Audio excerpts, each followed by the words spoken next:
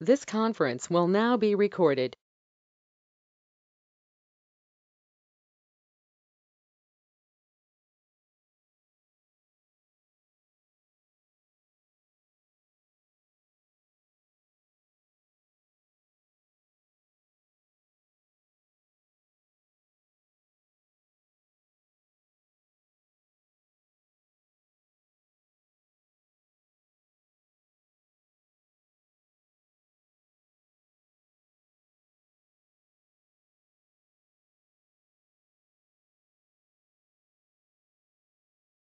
Okay, just a quick revision. We started with Spring Core module and we discussed about IOC containers. Containers are like embedded servers. They are providing so many features, right? These are containers like our Tomcat, WebSphere, something like that. They are providing many features. One of which the feature is dependency injection. So using dependency injection, we can able to Pozo can get any dependencies. Into Pozo we can pass any values. Any values we can pass it into Pozo using this DI. So DI will help to pass any values to Pozo class. And we can achieve this it in two ways using setter and constructor. Setter and constructor. Okay. And here these dependency values can be different types like primitives, collections, arrays, or any other object, custom objects.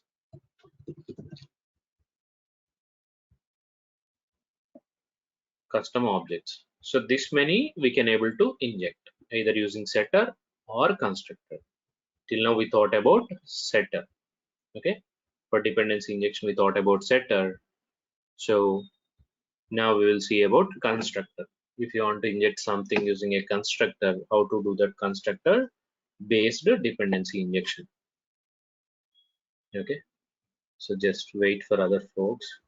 Let them join.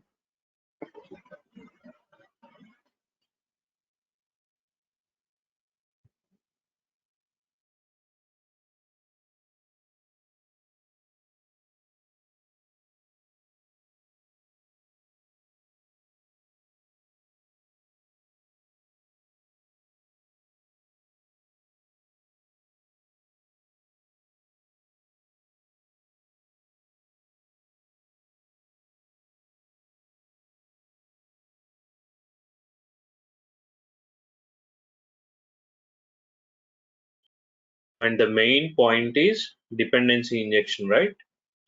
We use this dependency injection for injecting values into poser class, right? Any values, but who pass these values?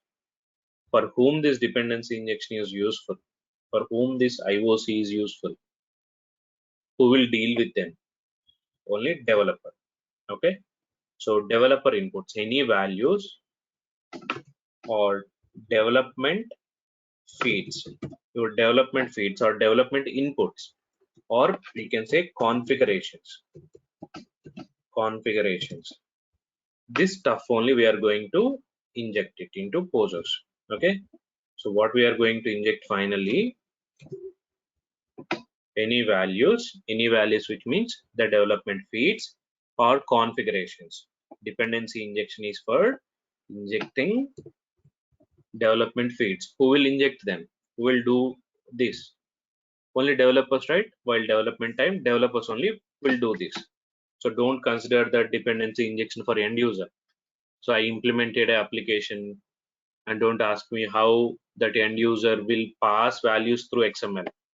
Okay, so this is not for that sake. Dependency injection is for developer. As we are developers, right? If you want to pass any configurations dynamically, right? If you want to pass any configurations dynamically, you can pass it. You can pass that configuration into your Pozo classes. You can pass the configurations into Pozo class. That is the purpose of dependency injection. Once again, right? Dependency injection typical user is developer only. So dependency injection is for developer only. We are the developers. We use this dependency injection. Okay. So the dependency injection beauty is here I have an application. Application means combination of application means combination.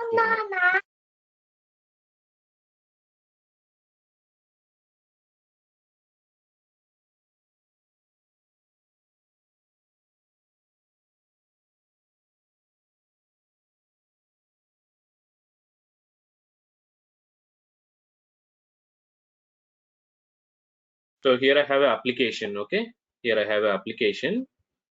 So this application will have standard classes. We will have Java classes here. We will have Java classes. Generally, we will have Java classes. And if any configurations required before Spring, how we used to do. So all configurations used to do under Java class only. Consider a simple example, a connection configuration, URL, username, password.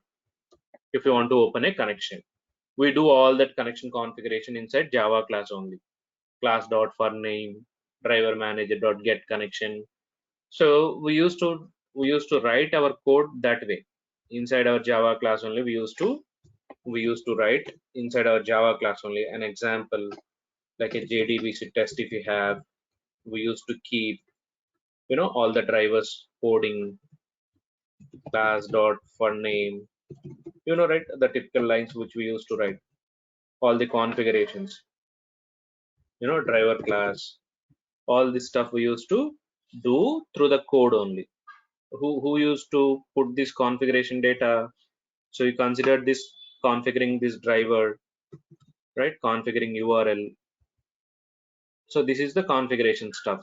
So this configuration we used to hard code here. We used to hard code as a developer used to hard code. Developer used to hard code it. Developer used to hard code the data. Developer used to hard code this data.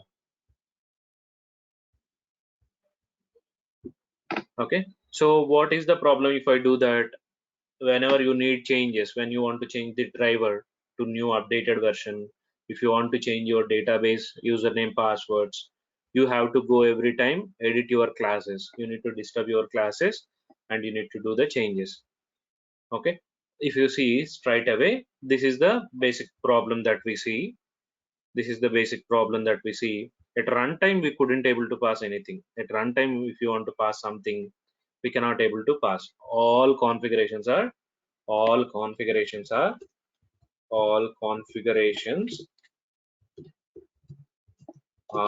compile time. All configurations are compile time configurations we used to do. All configurations are compile time configurations that we used to hard code before. Who used to do? The developer. Developer used to write everything inside the Java classes. So your application and that configurations are like tightly coupled. So when you want to change it, you need to edit your classes. Again, you need to do the recompilation, redeployments, a lot of stuff you should do. All configurations are compile time configurations and tightly coupled. Tightly coupled.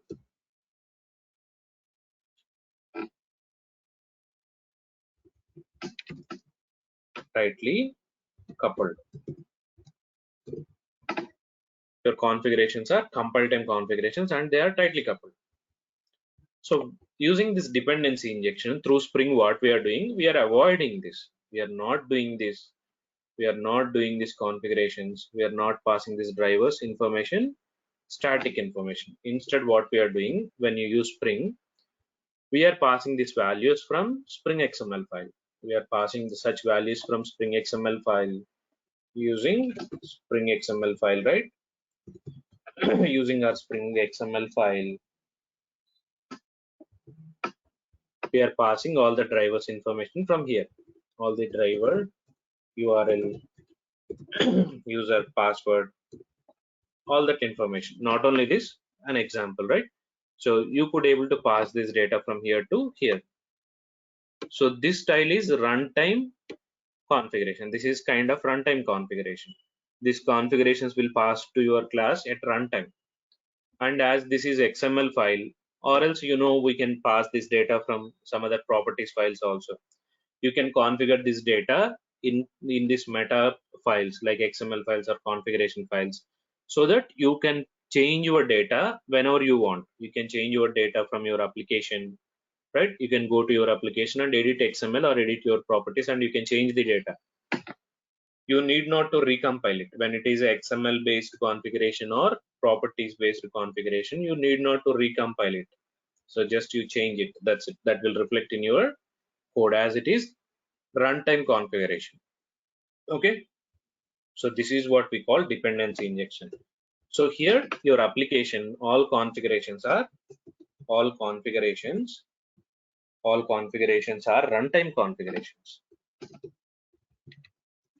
are runtime. Here all configurations are runtime configurations, and loosely coupled, coupled. So if it is loosely coupled means what? We are not hard coding anything, so that you need not to recompile the entire code. If it is tightly coupled, when you do the change, when change occurs, you need to recompile. When there is a change,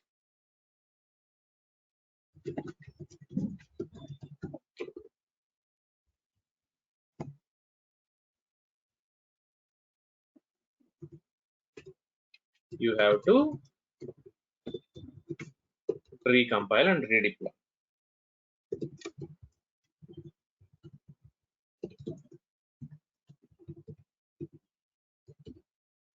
You have to recompile and redeploy. This much stuff you need to do. As it is loosely coupled, right? So when there is a change, you need not to bother about recompilation. So you need not to recompile your code. You no need to build your code again and again. When there is a change, you need not to compile it. No compilation required. No recompilation, no redeployment. Redeployment means automatic redeployment will be happened. Of course, we need to deploy it. So deployment is not a big deal. But compiling, when there is a change, compiling it everything and running JUnits and all, that's a difficult thing. When there is a change, no recompilation is required. So that means your application is loosely coupled. Not only this, right? As when something is runtime, when something is runtime for any application, we can call that application layers are loosely coupled. So in such a way, we can implement it. When any application is having runtime configuration support, you can make that application loosely coupled application. When configurations are compile time configurations, okay, then that application is tightly coupled. Okay, that application is tightly coupled. We will see many more things about this loosely coupled and tightly coupled. So finally, you must understand here, right? Dependency injection is for developer to pass the developer feeds like driver name, URL, username, password kind of things. Okay, so if you hard code them, your application will become tightly coupled. And if you could able to pass them runtime, right? Your application must have this dependency injection feature. So Spring is having this feature. Using this dependency injection at runtime, you can pass your properties to your class so that your application will become loosely coupled and you need not to do recompilation and the kind of that rework is not required. Just go to your properties and XMLs. There you do your required changes and all. Okay. Yeah. Now, while we are talking about this dependency injection, right? We know that if your class having any dependencies, in a simple words, if your poser class, if it have any dependencies, if your poser class have any dependencies here, if it have any dependencies, we know what are all the dependency types. Any type of dependency. When your class is having any type of dependencies, we can pass these values using two accesses. Your poser class should have either a setter method. This is one way. You need to have a setter method, or your POSO class should have a parameterized constructor. Okay, either a setter method or your code, your POSO class should have a parameterized constructor. Parameterized constructor. Right? Parameterized constructor when we use. So while creation of object itself, we pass the values. When you use parameterized constructor, we pass values while creation of object itself. That is the beauty of parameterized constructor. Okay, so when you call a constructor, that means you are creating an object. So we can do the dependency injection in two ways. Using parameterized constructor, you can do this, and you can do this using setter methods also. We understand how to deal with setter methods. Okay, while dealing with setter methods, it is not mandatory to call your setters, right? It is not mandatory. The thing is here, while using setter methods, or calling setters is not really mandatory. Calling setters is not mandatory. It is not mandatory. In case without passing these values also, if you want to create object, you can create. Okay, calling setters is not mandatory for POSO object creation. For your object creation, calling your setters is not mandatory, and order also not mandatory. While calling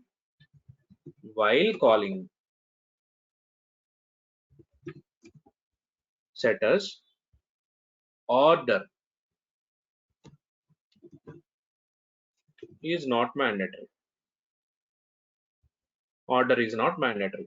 For suppose you are calling them, so you have some order here. You have some order here in your POSO class. Here you have one property. Okay, property 1, property 2, property 3, property 4. Like this you have with setter methods. So it is not mandatory to call property 1 first, property 2 next, property 3 next. You don't need to follow that order. If you want to call them, if you want to call few of them, you can call. If you want to call all of them, you can call. If you don't want to call, even that is not matter. So your POSO class object will create even if you don't call your dependency setter methods. So when you have this many setter methods, it is not really mandatory to call the setter methods. And if you have only one method calling required, call one method. Two required, call two methods. And if you want to change the order also, you can change. First pass parameter 2, next pass parameter 1. So this one pass first and this one pass next. So nothing matter with the setter. But when it comes to the constructor, calling parameterized constructor is mandatory. Okay, calling parameterized constructor. Calling param constructor is mandatory by passing all the dependencies. You can't pass one and wait for another. You need to pass all the dependencies. By passing all the dependencies, you need to call parameterized constructor, right? Calling parameterized constructor is mandatory. Compulsory you need to call. If you don't have default constructor, you might have question like, if I have default constructor, then if you can create a default constructor object. Okay, if you have only parameterized constructor, you cannot create object until unless you call this parameterized constructor. So calling parameterized constructor is mandatory by passing all the inputs. By passing all the inputs in a given order. In a given order, whatever order it will accept, in a same order you need to pass them. In a given order you need to pass them. Okay, for constructors, this is the thing. You should call your parameterized constructor compulsory to create your POSO class object. To create your POSO class object, you must call your parameterized constructor when you have parameterized constructor. So when you have default constructor with setter, then nothing to worry. You can create your POSO class object without calling your setters also. But when you have only parameterized constructor, forget about setters. So only parameterized constructor to create the object. So then you should call your parameterized constructor by passing all the inputs. If your parameterized constructor taking parameter 1, parameter 2, parameter 3, parameter 4, if it is taking these inputs, so your parameterized constructor compulsory should follow this order. First pass parameter 1, next parameter 2, next param 3, next param 4. You need to follow that order and you should pass all these values. Passing all the values is mandatory and following order is also mandatory. Otherwise your pose object will not create it. So for setters we are using a tag name called property tag we are using. Whereas for constructors we use constructor args, constructor hyphen arg. We use constructor arg for calling parameterized constructor parameters. Whereas for setter method we use property. Okay, we use property for setter, constructor arg for passing arguments to the parameterized constructor. For passing arguments to setter, property. Through constructor arg.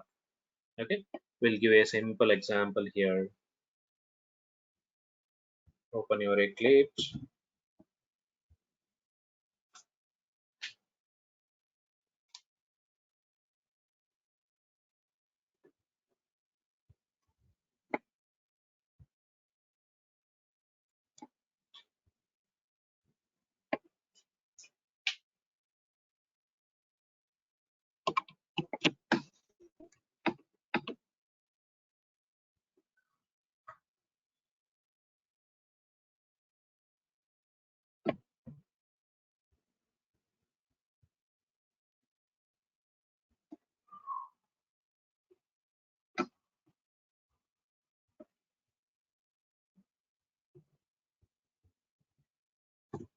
Create project, Java project, dependency injection using constructor. Okay, we will do constructor based dependency injection. Create a project.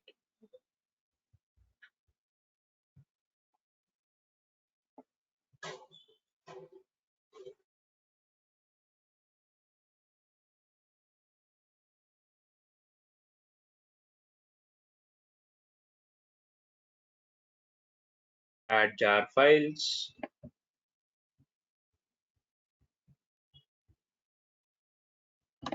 Now, here you go.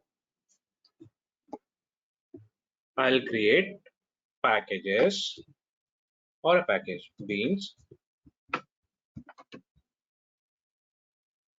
Here I'll create few classes. Okay, I'll create few classes. A class car,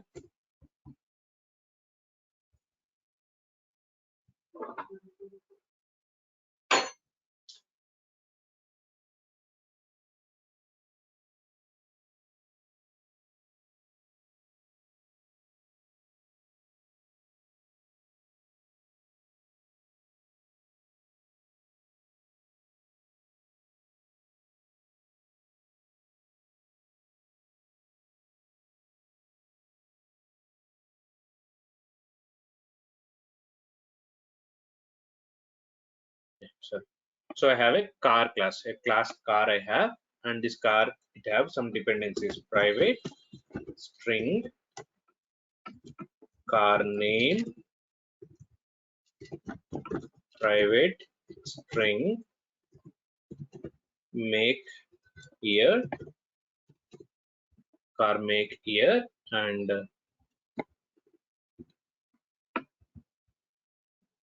car CC or car BHP, the engine power. So I have these three properties. And I'll have a here one parameterized constructor. Go to source, generate parameterized constructor, generator constructor using fields. So this is my parameterized constructor. Using parameterized constructor only, I want to do the dependency injection. Okay, I don't have any setter methods also. So clearly I have a parameterized constructor, and the order is first car name, then make year, then car BHP. These three values I need to submit. Okay, so create a XML file, for injecting these values, resources. Okay, resources. Here, create your car class bean ID, C class name, car class, the fully qualified path. It is there in beans package, beans.car. So if you try to create an object, right, without passing these values, you will get an exception. So try to run your application, create an application class. Just try to load your XML. Just try to your load XML.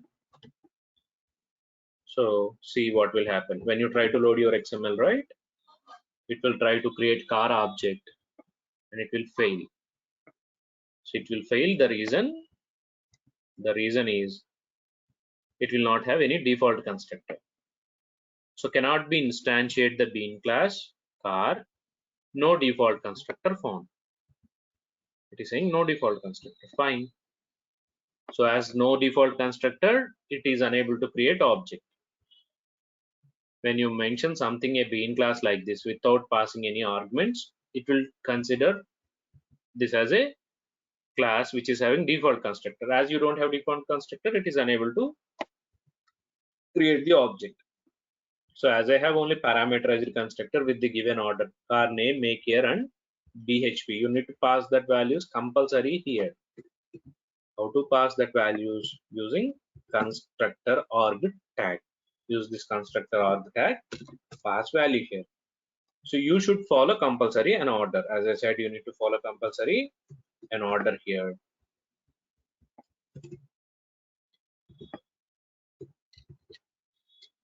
Maruti Suzuki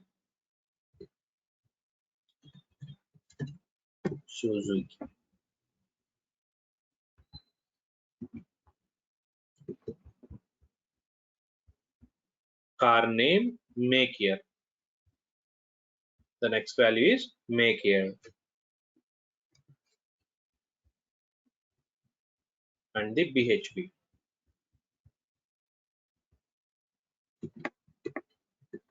You should follow order. You should follow order here.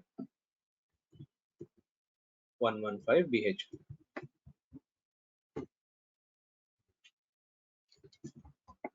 Okay, first one should be name. See, I'm not using any name here. Constructor argument, I'm not giving its name.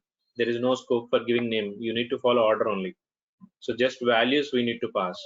So this will treat it as first argument, this is second argument, and this is third argument. So in an order, you should pass these values. Now try to run it.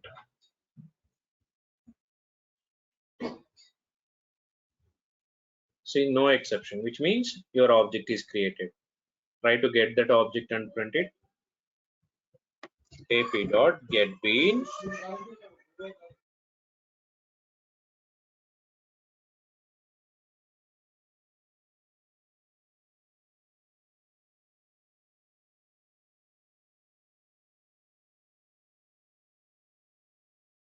Excuse me. So you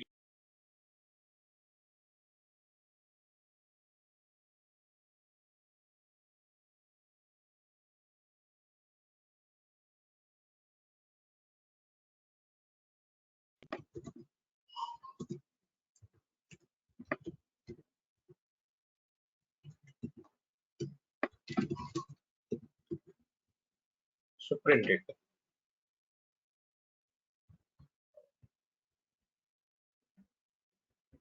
See, your fields has injected here. Car name, make year, and the BHP. As you are following order. If you change the order, what will happen? It will not understand, right? Which one passing into which one. So you need to ensure that order, or else the values will be misplaced and misused.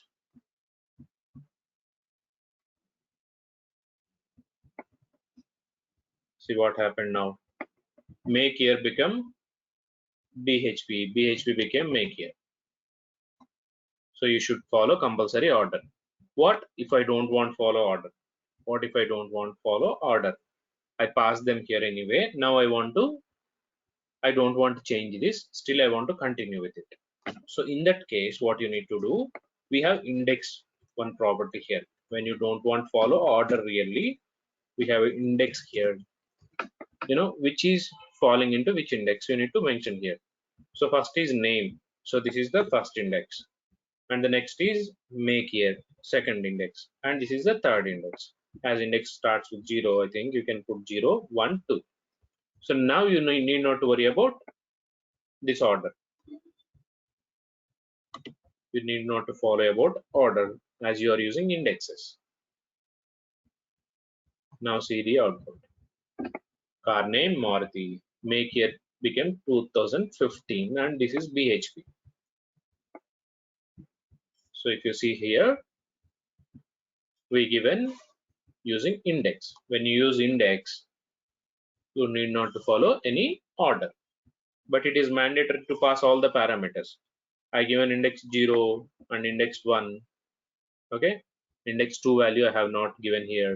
And when you try to create it, even if you miss one value also, it will not create object. It will say I don't find two argument constructor. It will say there is no constructor with two arguments. It will say dependency expressed through constructor argument with index 2. Ambiguous constructor type. Did you specify the correct being as a constructor argument? It is asking you didn't specify correct number of arguments. So you have to give. Then it will create. So if it is a primitive type, you need to pass value. If your car class is having any secondary type dependencies. Okay, if it have any secondary type dependency, let me take one more being class here.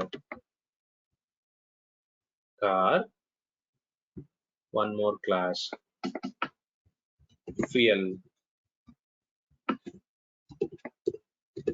private string, fuel type. I have one more class fuel.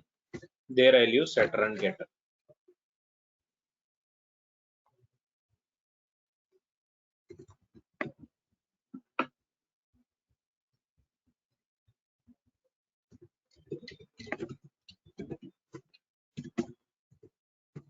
So now I have fuel dependency also.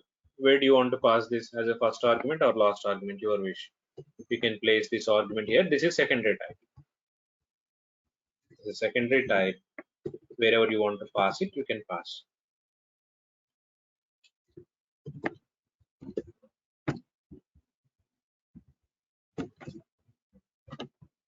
So write toString method.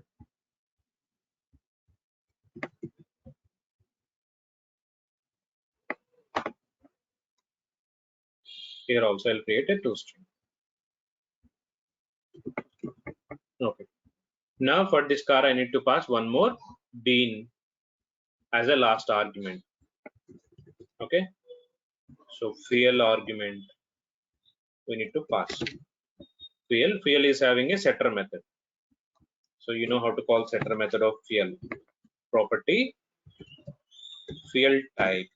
The value you should pass here.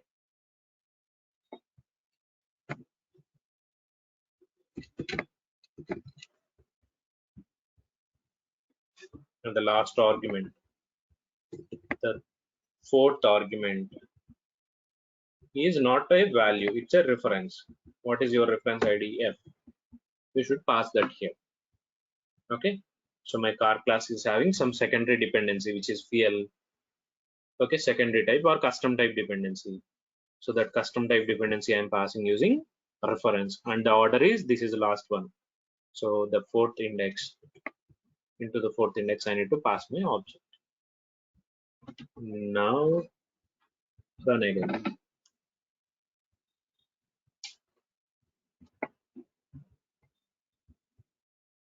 and this fuel also injected, fuel which is petrol.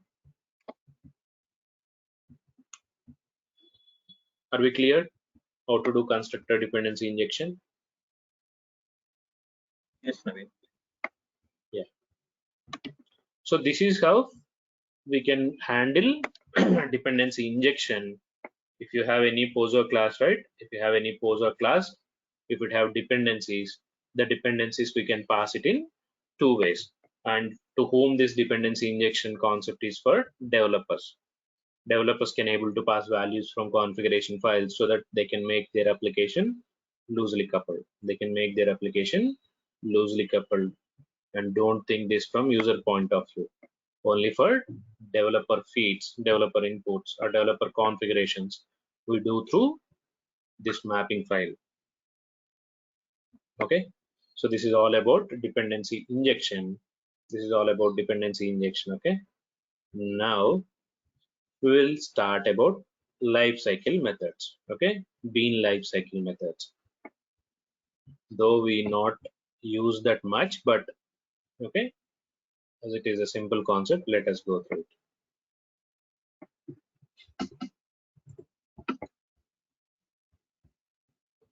Okay, so as I said, Spring IOC, right? Spring IOC or Spring Core is having, our Spring Core module is having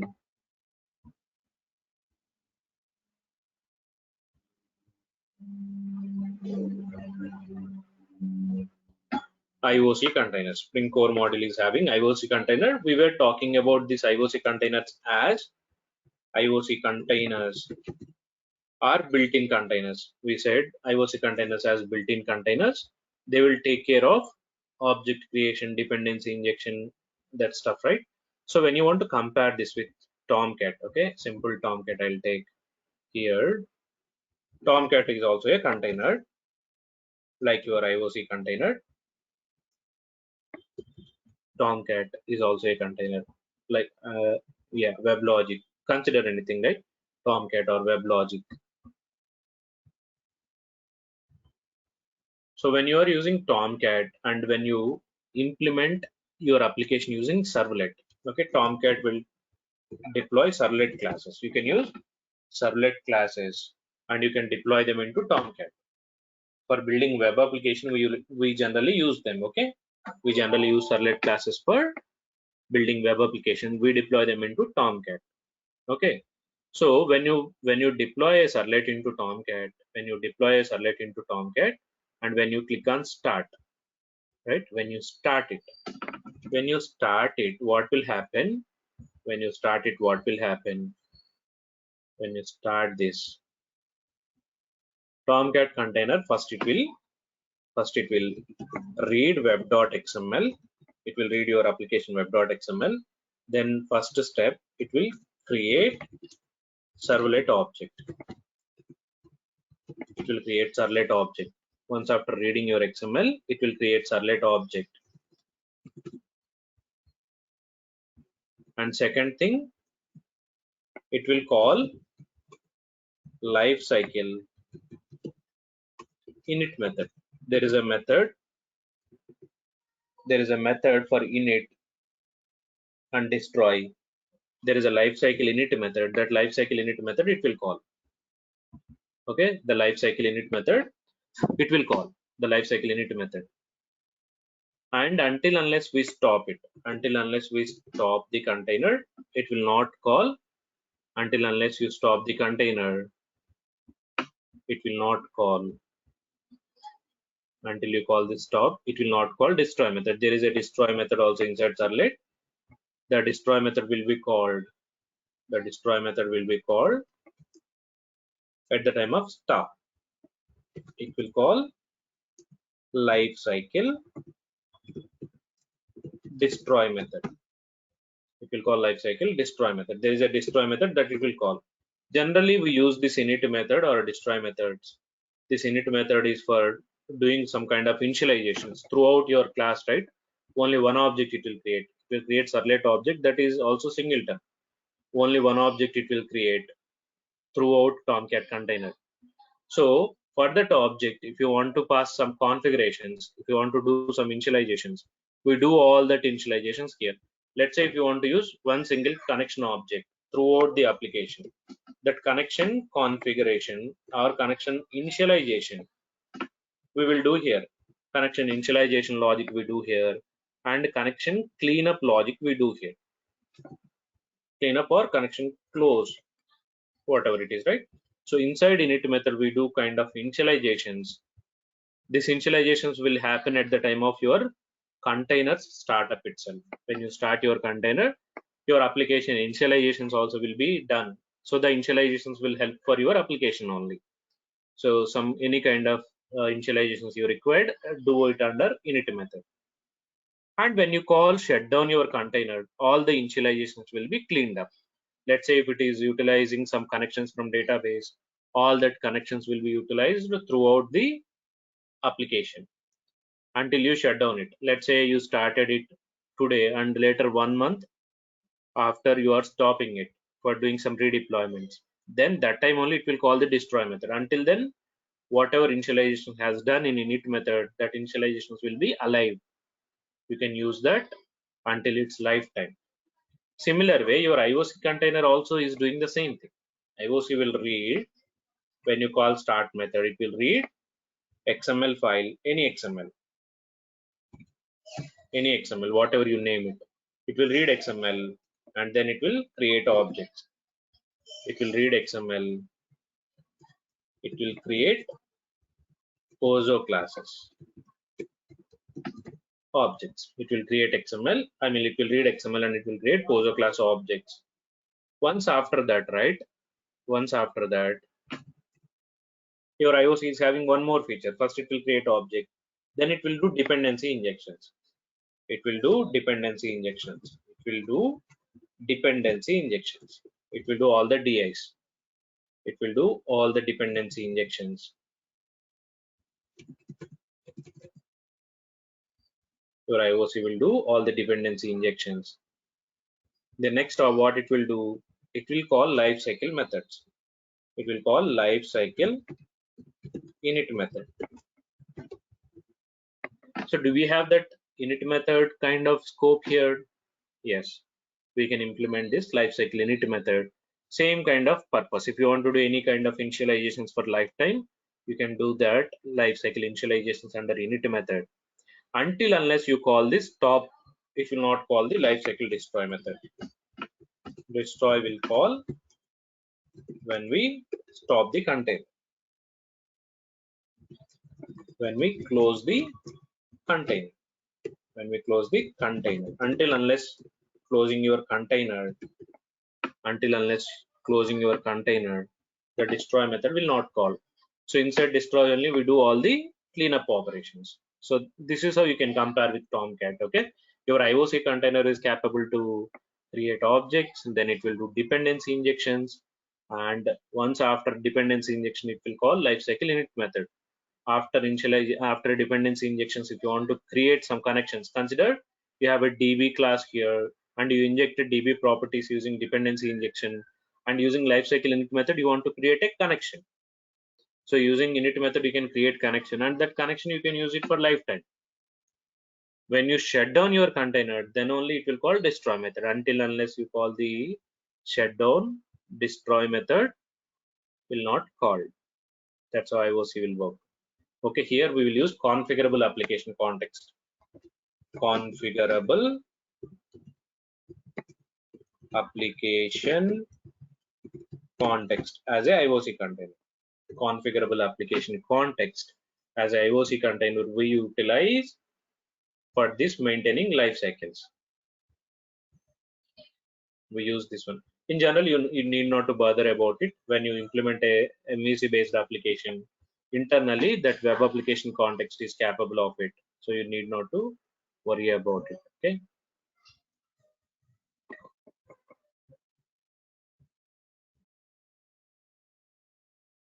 Yeah.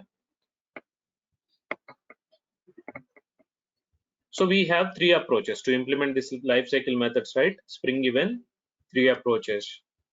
Okay, three styles we have. Three styles for lifecycle implementations. three styles we have for life cycles. One is XML based, programmatic, XML, annotation. Okay, we have these three tiles. Okay, use any style which you want, programmatic style or XML style or annotation style. So if it is a programmatic style, right, Pojo need to implement, it should implement from two interfaces. Your Pojo need to implement from two interfaces. One is initializing bean, comma, one is disposable bean. Disposable bean. There are two interfaces given. One is initializing bean and one is disposable bean. This is for programmatic approach. When you want to use programmatic approach for your Pozo class, I have my Pozo class here. Your Pozo class need to implement from these two interfaces. These two are interfaces. Okay. When it is a programmatic approach of lifecycle management, you need to implement these two interfaces. This is the style. So in initializing bean, there is a method name called public void after properties set. The method name is after properties set, which is there in initializing bean. Okay, which is there in the initializing bean. And there is a method name called public void destroy. Public void destroy. This method is there in disposable bean. This method is there in disposable bean. This method is there in disposable bean. Okay, so the first method is like a init method. After property set, in the name itself you can see after setting your properties. After property set means after your dependency injection. This is the init method. They named it after property set to tell you this will execute after dependency injection only. So this is like your init method, and this is like your destroy method. All the initializations you can do under after property set, and destroy operations you can do here. So this destroy method is implemented from disposable bin. Disposable bin is the interface which is having this method. So disposable bin implemented. From disposable bin you need to implement this destroy method, and initializing bin is having this after property set method. Okay, so this is the programmatic style. When you use programmatic style, you need to implement two interfaces. I don't want programmatic style. I want to maintain my required methods without implementing anything. I want to create here as a public void something init method, my required naming convention. I want to create a init method for initializations, and I want to create clean method for destroy operations. Okay, I have two methods, one init method and one clean method. I want to maintain these two as a init and destroy methods in XML approach. Okay, in XML approach,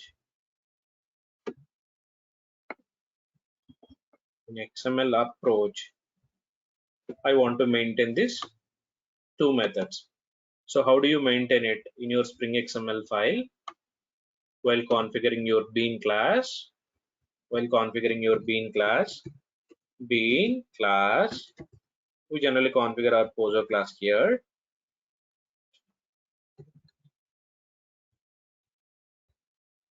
Along with this Pozo class, your bean class is having two more attributes. One is init-method.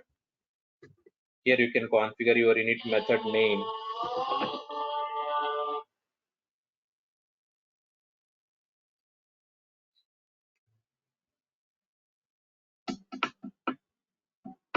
Your init method name you can pass here. My init method name is init. Just your method name you need to pass. And the destroy method. While creation of your bean itself, you need to configure it.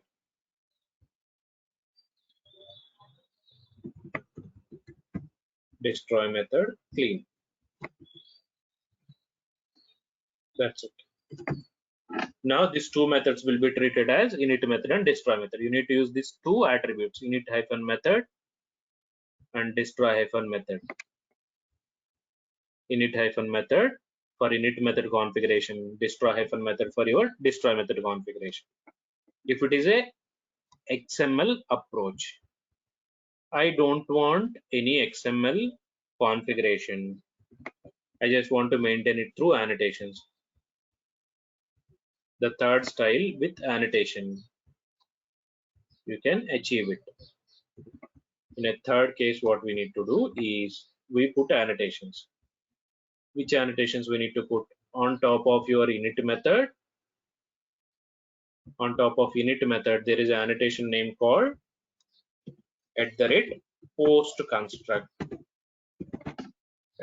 @post construct you need to put on top of init method, and @pre-destroy on top of destroy method.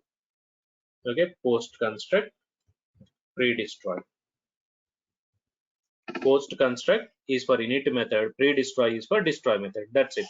When you use these annotations, right, you need to activate these annotations. You need to activate these annotations in Spring XML file. Just one thing that we need to do is we need to activate annotations. In our Spring XML file, we need to use context namespace colon annotation hyphen config. Annotations hyphen config. Context colon annotation hyphen config we need to use. This will activate many annotations, not only these two, it will activate many annotations. To activate that annotations, we need to use this. So when you activate your annotations, then all classes which are annotated with the post construct or pre-destroy, right, they will treat it as lifecycle methods.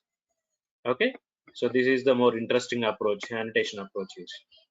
Okay, so let us quickly do this example. Okay, create a Java project.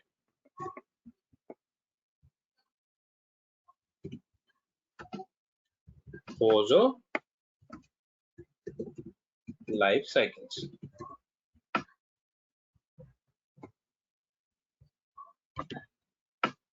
Build path, configure build path, add your library.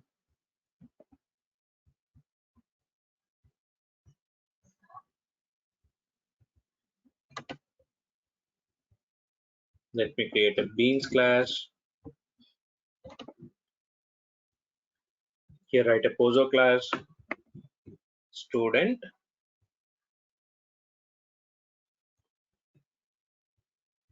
DAO. I'll create one simple student DAO Pozo for doing CRUD operations. Okay, I'll keep my properties here, private string,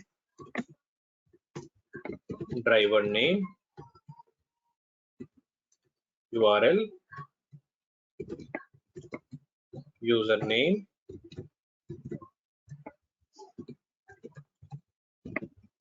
password. Driver, URL, username, password. Consider I have these four properties: generate, getters, and setters. Or else you can inject through parameterized constructor if you want. Okay, to make them mandatory, use parameterized constructor dependency injection. So my DAO class is having dependency of driver, URL, username, passwords. So using these properties, I want to create a connection object. That too in a init method. So for init method, what you need to do? Implement initializing bean.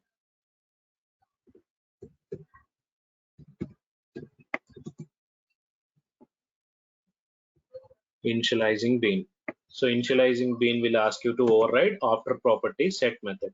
Here I want to do that connection creation logic. Okay, so let me create a connection here, which is available for my actual methods.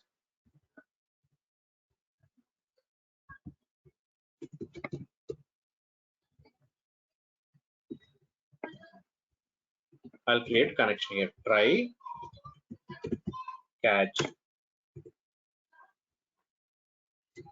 Here I'll create the connection. How to create connection? Class dot for name.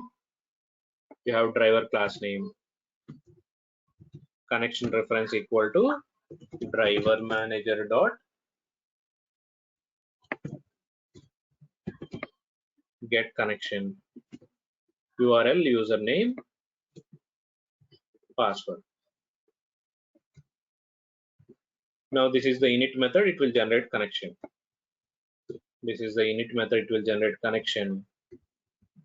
And this connection is available on the instance level so that I can use in my method. So I'll have a method here, public void create student. So I want to insert data into one table, some data, int id, string name,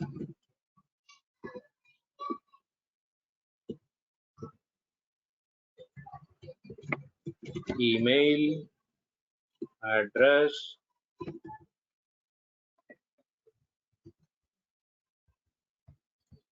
I'll create a table here.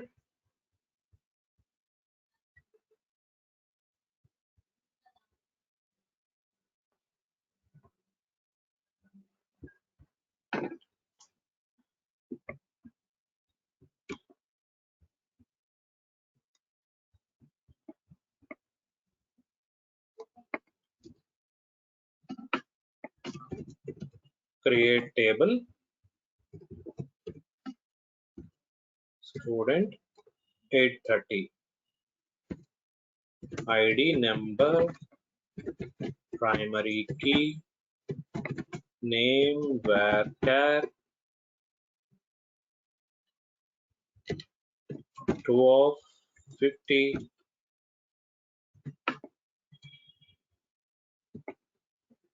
email address.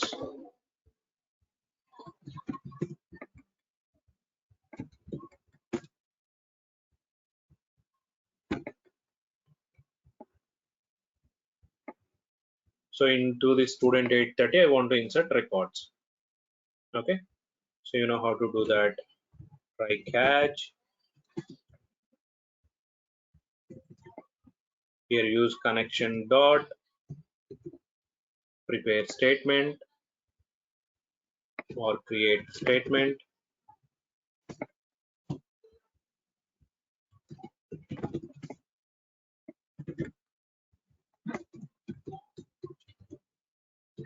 Then use statement dot execute update.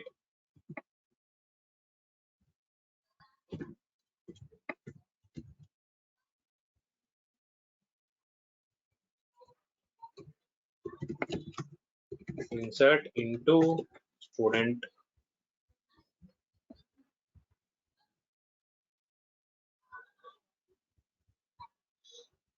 Do you have underscore? Yes. Student 830 values. So you can pass that values here.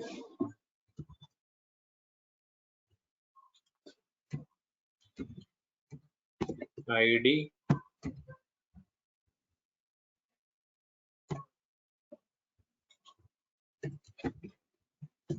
name,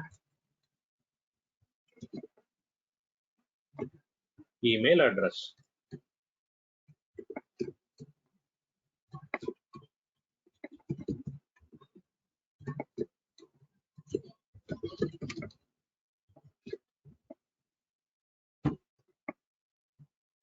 So that's it. It will insert our data. Finally, close this statement, but don't close the connection because connection is a lifecycle method that we will close at the time of destroy only. This connection is created only one time, but this create student you can call 100 times. Connection is created only one time, and this create student call any number of times. After property set, only one time will be called. Only one time will be called. We can put initializations here. init method by stating that it is as a init method for connection.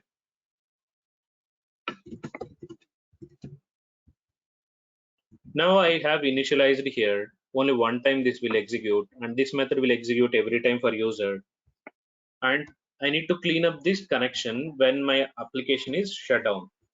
So for this one you need to use disposable bean. You need to override destroy method. In this destroy method you can call connection dot close. So this method will be executed at the time of shutdown.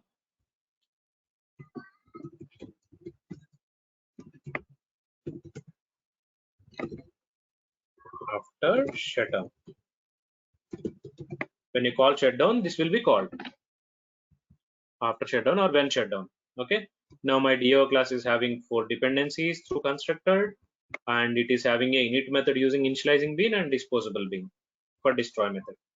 So do that configuration quickly and run it.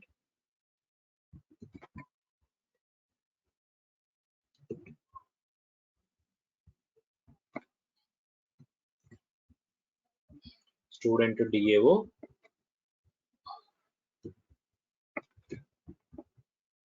beans dot student to DAO, and we have no setter method. Those are constructors. Constructor argument, we have to pass argument values.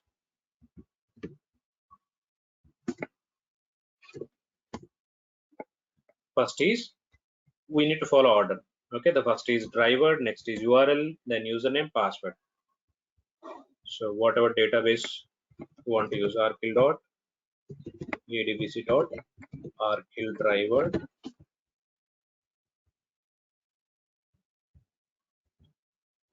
Okay, class is formed. The next argument, driver URL, adbc colon rkill colon thin colon @ localhost colon 1521 and schema. And the next 2 arguments are username and password.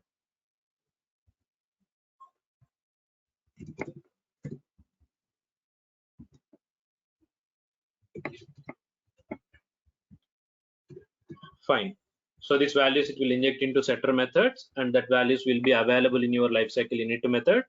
Init method will execute after your setter dependency injection happened through constructor. So that connection will be available for the user. User can call this create student. Okay. So from this example, you can understand these are the dependencies we injected as a developer. Okay. And call this app and try to insert few records. Get the student DAO object, ap.getBean,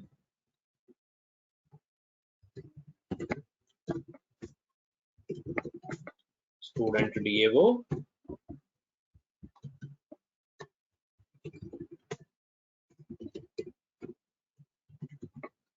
call create student, DAO dot create student, give ID, name, email,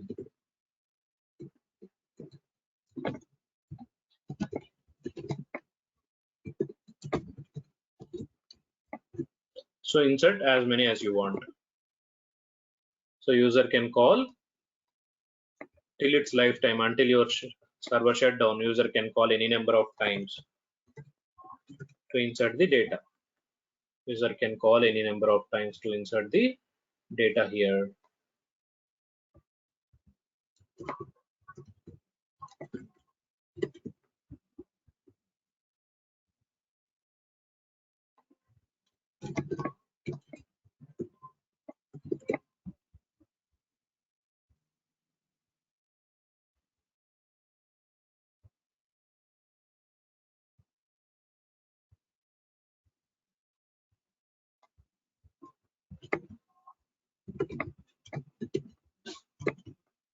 Okay. So now 4 records we are inserting, but these records to insert internally the student method need a connection object, but the connection object we are not creating here. The connection object creating under init method, and connection object cleanup operations we are doing under destroy method. Okay, so till you shut down, that connection will not be closed, so you need to close it. So here, instead of using application context, as I said, use configurable application context.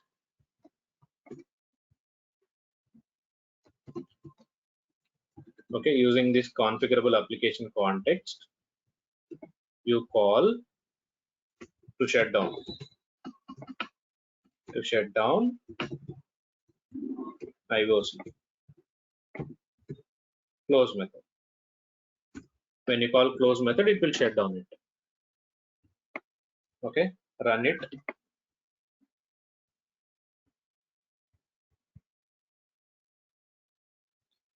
Init method executed, and this inserts also happened. Finally, destroy also called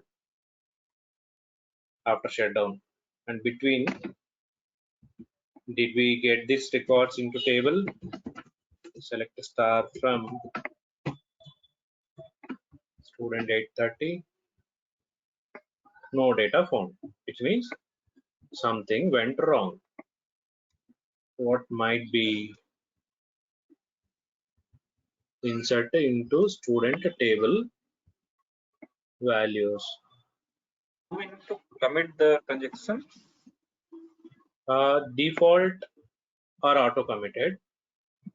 Okay. Let us see. Okay, we will print exceptions.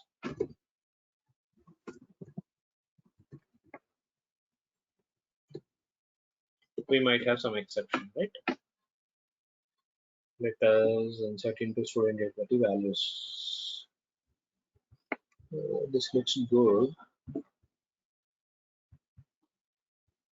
Oracle.jdbc, Oracle driver, localhost, system admin. Yeah. After each insert, I'll put here.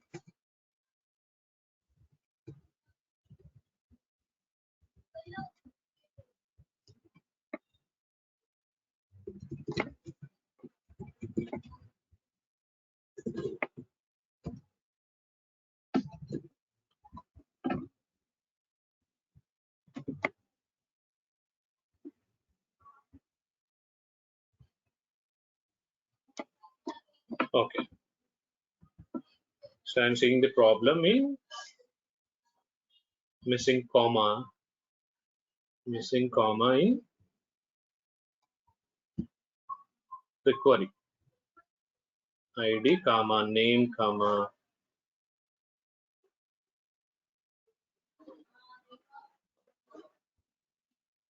Correct only, no?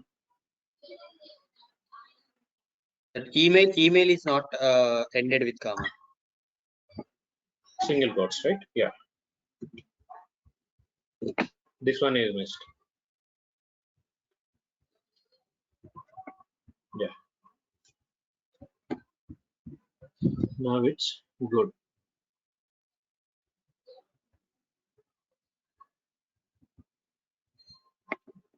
Even name also, beside name also.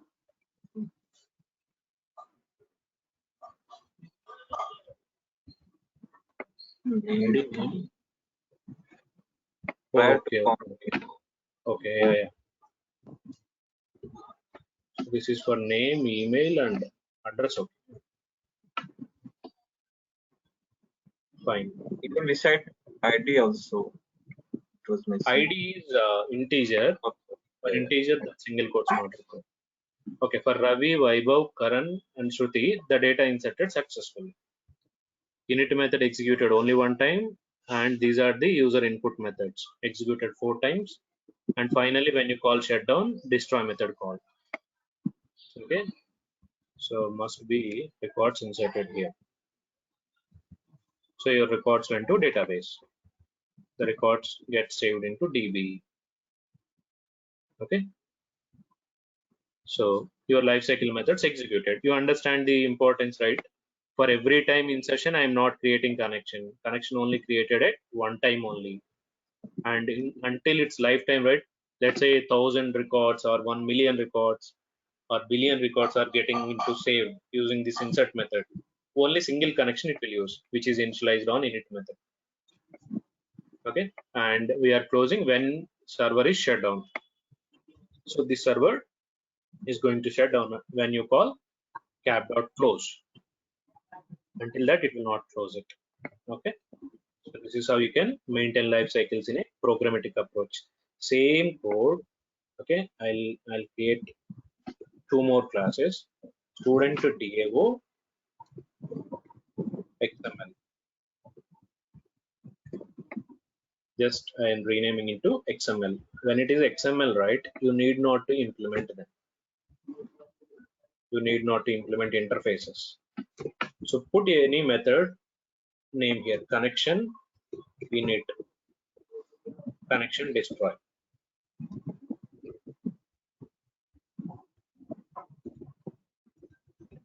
Connection init and connection destroy methods I have. Just what you need to do here is, let me comment this. This is first approach.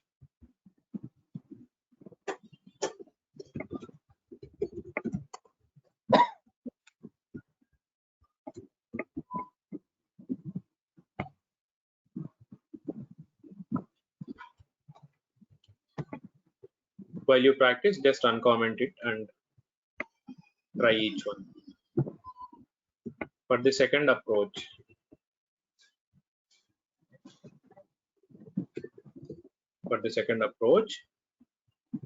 what you need to do is configure your student DAO XML bean, and here you need to configure your init method and destroy method. Init method is con init. Destroy method is con destroy, connection destroy. So just configure them here. That's it. Init method and destroy method on the bean tag itself. There are two attributes. Okay, init method is a lifecycle init method. Destroy method is a lifecycle destroy method. Your custom naming, right? Whatever you used for your init and destroy, use it here. And go to application. Here in this place, you get the XML bean.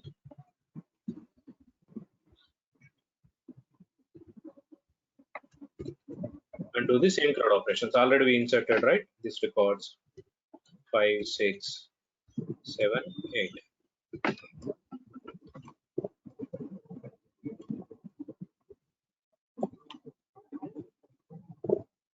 Same init method executed, inserted records, finally destroyed. So 4 more records got inserted. Again, records gets inserted. But this time my bean class, my XML bean class is not having any interface implementation. I just have plain methods, con init and con destroy. Just I configured that con init and con destroy here under init method and destroy method. So this is also fine if you want to do XML based approach. If you want to go with the third approach, which is annotation approach. We go with the third approach.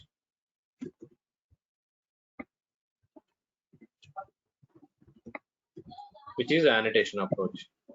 Okay, let me create this class student DAO annotation, student DAO AN. So in case of annotation, what you need to use here is @post construct for init method, for your init method post construct, and for the destroy method pre-destroy. Post construct and pre-destroy, these two are the annotations that you should use. And here, right, you need not to configure this init method, destroy method.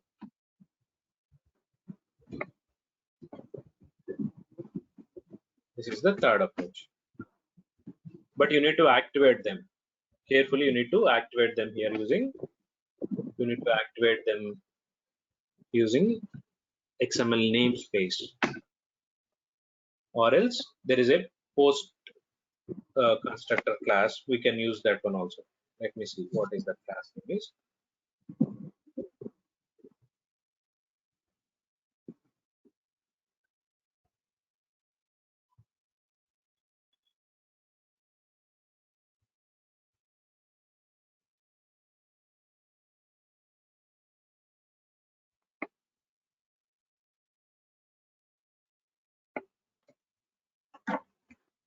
Or else you can use schema based approach. Let me copy schema.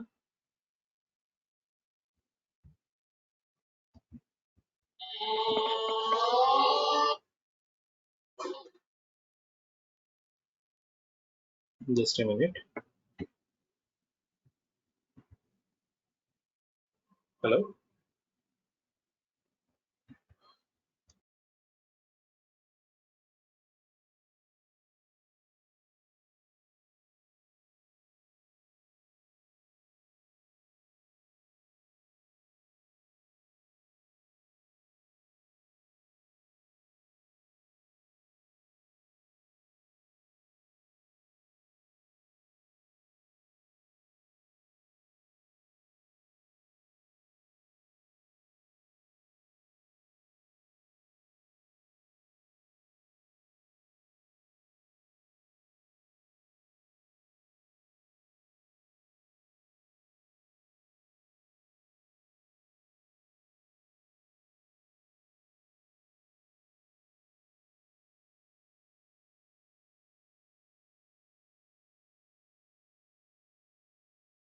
Yeah.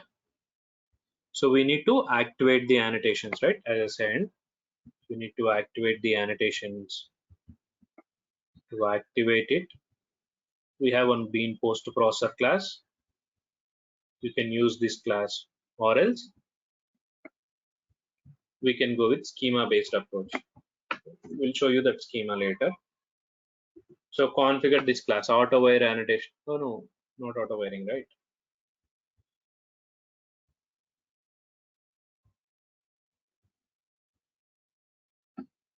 Life cycle method.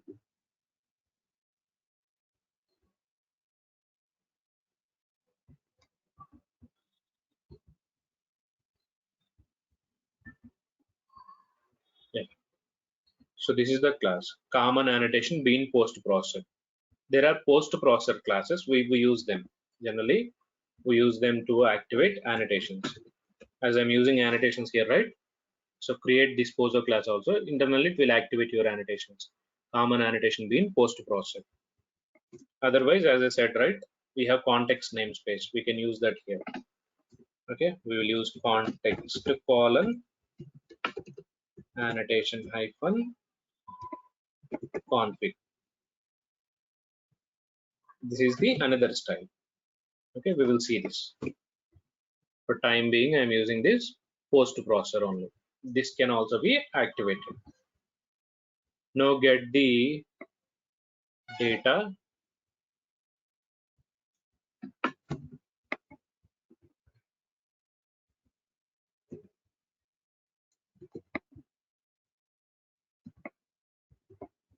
get annotated class and do insert record.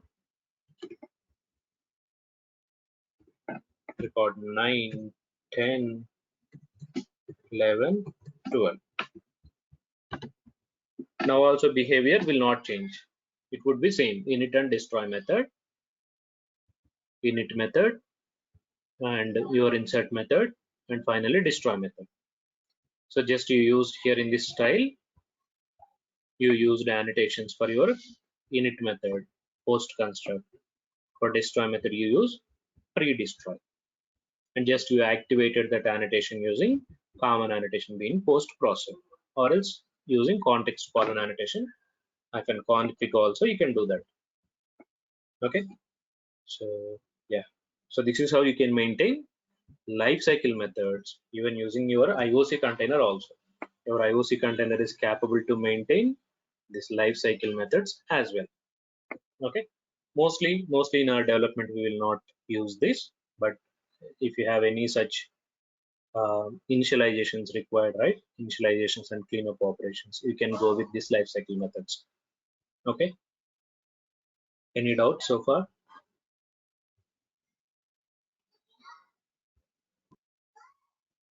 Are we good?